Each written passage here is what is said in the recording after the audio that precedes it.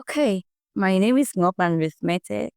I'm based in Douala, Cameroon, born and raised in the northwest region of Cameroon. I am a corporate communicator and an entrepreneur and also a humanitarian. And I am super excited to be part of this interview with Just for Women Africa.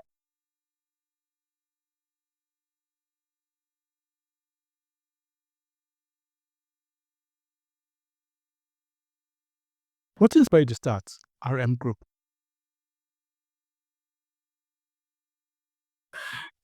I've always wanted to be an office girl. I've always wanted to work in the offices. Actually, when I see these big cars pass and I see these ministers inside, I always said I want to be the PA to that minister. So I've always wanted to be an office girl. But my so many attempts after graduating in 2018 from school did not turn out well. I didn't have good working conditions. I didn't have good salary. I didn't have the satisfaction I was looking for. Someone said work is done when you're satisfied. So I had to push myself to leave that part of working for people to wanting to be an entrepreneur. I also saw that there were so many lacks, so many places that people had issues with respect to communication, with respect to lifestyle in general, that I wanted to fill in the gap. So I thought I could bring all my different hats under one umbrella, which I named it RM Group. What has been the biggest challenge you have faced as a female CEO in Cameroon, and how did you overcome it? First of all, the fact that I'm female, my gender is already a challenge because when you walk into a space and they already see a woman as the weaker vessel, just the fact that I'm female is, first of all, a challenge. Secondly, we have language. Cameroon has 10 regions, and you have two being the English region, and the rest are francophone. So when we go to, I'm based in Douala, which is a typical French region of Cameroon. So, breaking barriers through this has been quite tough because when you walk into places, they will prefer to give privileges to francophones than their people to other Anglophones. So this has been very challenging. Also, funding. Funding has been very tough to come by. It is not very easy as a young entrepreneur, young in particular, to get funding, not from banks, not from individuals, not from grants, because once the grants are coming in, they already have their people, especially because the country is corrupt. They have their people they are linking to this particular grant, and it's so hard to get them. So I face a lot of challenges at this level. Also, employees. It's not very easy to get employees who are devoted, who are buying your vision and sticking to it. So, in a nutshell, I've had these few challenges as a female CEO in Cameroon. How did you go about securing funding for your business? What I had to do was to first of all look at my businesses that could generate daily income. When I decided to start RM Group, I had five sub businesses in mind, but I chose to start with Tasty Temptation, which is my wellness business. Now, this business produces natural juices and wellness shots. These are things that go a long way to help people's well-being, people's systems to be healthy and okay. So everybody would love to drink natural juice, maybe on a daily basis, maybe not. But producing natural juice was a way for me to be able to sell a bottle a day. I could sell a bottle zero point 0.5 for 1,000 francs a day. So this was a business that did not require a lot of capital, financial capital to start up with, but was going to bring in more money, especially because it's also something that you can outsource. When I started, I outsourced my production. I went to somebody who already had a production factory, and I told him, can you be producing natural juices for me? I have the marketing capacity I could sell. So he would produce at a particular rate, for instance, 500 francs a bottle, and then I would sell at 1,000 francs a bottle. So I would generate 500 francs gain, excluding every other thing. Maybe I'll be going home with 300 francs on top of a bottle. So at the end of the day, this particular business that brought in daily income gave me the money to, build the other businesses. Aside that, I had to also do what we normally call in Cameroon jangi. So you bring a group of business people together and you contribute daily. You could contribute daily, you could contribute monthly, different sums. So for instance, we do, for instance, 10,000 francs on a daily basis. And on that particular day, the money is put together and maybe it comes out 1 million francs and they hand it over to one entrepreneur. Now, this entrepreneur takes it and invests in their business, and that is how it continues.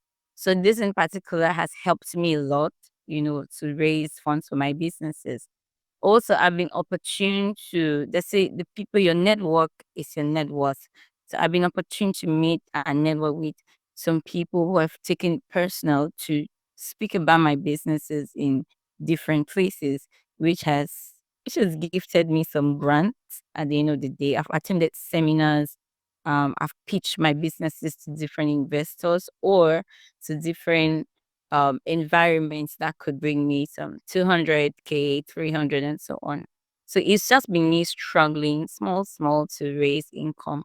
As far as banks are concerned, you need to have a collateral, a good collateral to be able to get money from banks. So I haven't dived in that direction, but I've just been trying as a small me to do that. Plus my financial management, I think it's a little bit top notch. So I try not to spend more than in a way that will affect my business. So I've just been turning around those. How do you attract employees who believe in your business vision and are committed to staying with you for the long term? It's really tough. I won't lie. Right up to this point, I'm still struggling to have loyal employees. I have a few. I would say I have a few, but there are others who are really temporary. Now, to get someone who will key into your vision most often gets tough. But what I do from the start when you agree to work with me is I let you know my vision. I open clearly to you the vision of this business and I open up to you about the values. My business has values. You cannot fit into this culture or into this business values. I don't care how competent you are. So I stopped looking at how qualified some people are educationally and started looking at how handy they could be, how functional they could be. For instance, I just started a restaurant and I had been looking for a kitchen assistant and a chef. And I had the first assistant who left. And the second assistant came. She just left school. She's a graduate. And when I spoke to her about this, I realized that she has never been a kitchen assistant or a cook, but she is very willing. You see the willingness to learn and to stay in that space. You see how handy she could be to work without complaining, unlike the other person. So sometimes I look at how handy you be. I train you myself. I know that if you have small potential, I can work on it and you become big. So it's just been me looking at more functionality than educational qualification at certain roles. What advice would you give to a young woman looking to enter public speaking or media? Media is very, very technical and complicated. It is something that once you get it, no turning back. Your life is 100% watched by everybody. So if you are a young lady and you want to get into public speaking, you want to get into the media, note for sure that your entire life is going to be out there. You're saying that okay, the world, this is me, and I'm open to you. There are going to be lots of criticisms. There are going to be lots of appraisals. They can praise you into your downfall, and they can criticize you into depression. So if you have to get into this, first you have to be very strong-willed, very strong-minded. You have to be in a space mentally that you cannot be easily, get broken by these people or get influenced by by appraisals because some of them could actually be fake. So if you want to get in, it's a good field to be in, but have a strong will. And I think you should pick a side. It's either you're with God or you're with the other side. Pick a side and stick to it. Have your beliefs straight. Make sure people know that this is who I am. Create an identity for yourself. Let people know this is who I am. This is what I stand for. I'm not going to go against this no matter what comes. It's a beautiful field you would really enjoy, but you need to be very strong. Tell us about the Female Book Club. What inspired it and what impact has it had so far? Okay, so the Female Book Club, I just named it the Empowered Empresses. Now, I realized over time I had a serious relationship issue in 2019, and I realized so many women started coming to me for counseling based on how I handled it. Now I realized so many housewives or so many women were being taken advantage of, were being violated, were being molested by men because they have nothing doing or because they had spent their time building these men and forgetting about their own selves. So I decided that the easiest way of gaining knowledge or of empowering yourself is to read. If you can read and write, there is nothing that should limit you. So books are free. They are free online. They are almost free if you walk into a library to buy. Your friend can hand it over to you for free. So I decided to bring women together who want to grow. Now the group was all about reading 12 books a year. So every year we chose 12 books. Now, these 12 books, I would choose them in sequences. For instance, our first book for January 2024 was Make to the Count, Make Every Day Count. So I had to teach them how, first of all, you have to take every day serious. No, every day is important to you and you take it seriously. And then we move on to a purpose driven life, how to set goals, and all of those things. So it's the feedback from these has been very inspiring. We also used to have every 3 months, we would have a meet and sip or a meet and paint. That moment is for us to discuss as women, discuss our challenges, discuss about the books we've read so far and how we could, ameliorate or make better. It also left us in a space where we could introduce these women to different opportunities that came around because I interact a lot. I go to places a lot. So I always have these opportunities. I see who is ready to share with and to be able to get their minds to a place where when these opportunities come, they can grab it. So it's been very impactful. I have 16 women, only 16 women, because I do not want to overwhelm myself with so many people that I won't be able to follow up. So I have 16 women and I have seen changes in their relationships, changes in how they approach life, changes in so many things. Most of them are starting to do small businesses in order to survive. In fact, the rate at which they are growing is good. If we continue like this, then it will be a great movement in Cameroon. So I just felt inspired from my own story, from being beaten and battered by man because I didn't have lots of survival. So I had to get myself out of that space by developing um my mental stability, by developing my business and all of these things that kept me in a place where I could be submissive to the man but still have my strength to not go through those challenges with the same men or the society in general. You worked with organizations like Plan International and IOM. What motivates your humanitarian work? I don't know how to say how what really motivates me, but I love to see people around me happy. I love to see everybody okay. It breaks my heart when I see people not doing fine, especially pregnant women, lactating mothers and babies. So at the time in 2018, that was 2 years after the crisis, when the crisis started in the northwest region of Cameroon. And so this program came up and I applied with Tanka International and I was a focal personnel in the local areas. So we went around different communities creating safe spaces for children to come around because we had so many kids who had seen their homes burned down, seen their parents killed, by the war. So we had to create those safe spaces for these kids to come around. Um, so everything I've done, I also work with how do you call it? We Dare to Live with Angel Breast Cancer Foundation. I have had to deal with over 5,000 breast cancer women in the space of 5 years, 6 months. It's been a lot I have seen. So I'm just driven to share. I'm driven by empathy for these people. I love to see them happy. I'm a kind person generally, and I want to see everybody okay. So these things keep me fulfilled. I feel like it's my purpose to build, to support, to show more love. Plus, I'm a Christian. The Bible says, show love to everyone. So these things keep pushing me and pushing me to want to work. Every year, I volunteer with any humanitarian project that fits my standards, because there's some people who want to do humanitarian just for the name or for the pictures and so on. If you go to my timeline, you won't see a lot about the humanitarian thingy. But every year I do volunteer because I feel like it gives me satisfaction of purpose. That's where I'm supposed to be. People need a lot of kindness out there. So it's just what I do.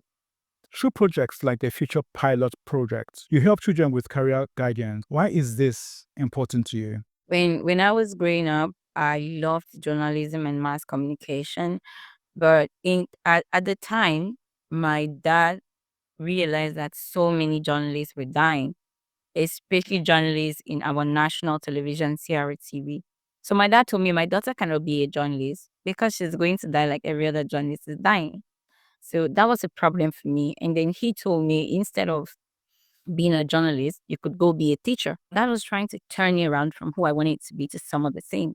Today, I'm not a teacher, but I'm a trained teacher. I don't teach, but I am back into the media. So I realized that a lot about my career, my destiny was delayed because I wasn't properly orientated, or my dad didn't have the proper orientation. Now, in a society, you realize that, especially in Africa, when you ask a child, what do you want to become in future? They will tell you a medical doctor. They will tell you a teacher. They will tell you a nurse. But how about becoming a pilot? It's very rare to find kids say, I want to become a pilot, because they don't even know what being a pilot is. They've never seen a pilot before and all of that. The Future Pilot Project came up. It came up about six years ago with Career Compass. It's an NGO. When it came up, I was so, and they contacted me. I was thrilled to be part of the. We took children to the field from 5 years old to 1 years old. We take you to the field. We show you what it is to be a pilot. We take you to an airport, the terminals. We take you to an aviation school. We let you speak with a pilot, have a one-on-one talk with the pilot, and we monitor you to know if this is what you truly want. So we show them different fields. We take them to a TV station. We take you to an architectural company, show you what it means, architect. We show you all walks of life, like real life orientation. So when we show you all of these things, we monitor you, and then we link you up when you get to a certain age with international schools that you can go become these different things. So to me, I think that when people are properly orientated with respect to education, it will curb the rate of unemployment. It will curb the rate of the careless things we sit and listen and watch and all of that. So you as a parent will know that instead of letting my child watch Baby Shark, you're going to start teaching them 1 to 3 or mathematics, because they need it to become pilots. So it's a big deal for me, because I suffered the consequences of poor orientation. I don't want any other person to go through that. How do you stay grounded while handling multiple roles and responsibilities? It is very challenging, I must say. But I had to learn time management. And I also had to understand that I cannot do everything at once. I cannot do everything by myself. So two things. I time manage myself and I delegate roles. I have a personal assistant. I have other workers. So once I notice that you can do more than one thing and you're good at doing more than one thing, I delegate. For instance, my communication company, I'm not going to handle the social media handles of clients by myself. I won't build the website by myself. No, I build a team and I delegate, and then I supervise and ensure that everything is working right. But as a person, with my personal life, with all the businesses I run, and being a humanitarian, it gets tough. But I've learned to program myself. And I've learned to stay time conscious, knowing that at this time I should be able to do this, I should be able to do this and do that. So time management is very primordial for me. What legacy are you hoping to leave behind through your work? I'm really recently I was very sick and I thought to myself, if I die today, what would people say I was? What would they say I've done? And I realized that it's not just about having a good name, it's about touching lives more and more in ways that are very tangible. So this year I'm going to be launching my own organization called Uplift and Nurture. I want to support, I want to grow, I want to nurture, I want to build children, I want to build pregnant women, lactating mothers. I just want to focus on these people. And so that tomorrow, if I'm gone, people will know that, oh, she fed these people. She taught them how to feed themselves. She taught them how to stay nourished, because that's where my passion is. About 30% of my proceeds in my company goes to charity. Not because I have too much, but because I know that people out here do need it. So I don't want to be known for the fancy bags, for the dresses. I don't want to be known for flying the wall for nothing. I want to be known for impacting the lives of people, giving education to people, um, just making them live life at the most basic, comfortable level that they can. I also want to be in a position where people can understand and, you know, believe that there is a God that exists and they're not supposed to give up in certain situations. And we are here for God to use us and touch the lives. I don't know what to say a lot about leaving legacies, but I just want people to remember me as that person who who impacted so many lives, who made life worth living for so many people.